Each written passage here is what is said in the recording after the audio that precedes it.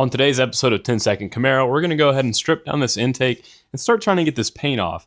I've got to get these injectors sent out to FIC here soon, otherwise it's going to start to be a delay. I don't plan on replacing the gaskets, so I'm hoping to leave the throttle body on here as well as the top cap on, but this paint is botched and we've got to get these fuel rails off. Here we've got a 10mm ratchet. I'm just going to go ahead and run these 4 bolts off here and try to keep track of the spacers holding these fuel rails on.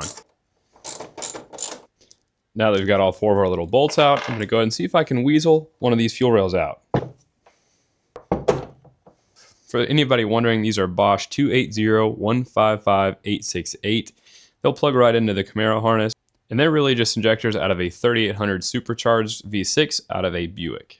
Some of these are definitely pretty greasy and grimy, but that's okay because we're going to get them all cleaned up. Looking real closely at this intake for the first time, I've seen that there is a little bit of an issue here.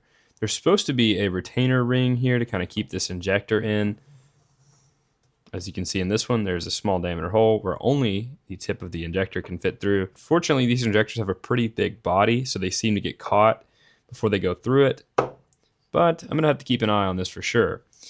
This is with it in all the way, and the O-ring is definitely still seated. I just worry about this little plastic ring potentially getting sucked off. Just gonna bag all these injectors up now. And then there's a little form on FIC's website that I'm going to go in there and fill out and print and put in the box. These injectors are like 28 years old or better. I really don't know. It looks like somebody did spray some WD-40 through them at least, so maybe they're in decent shape, I hope.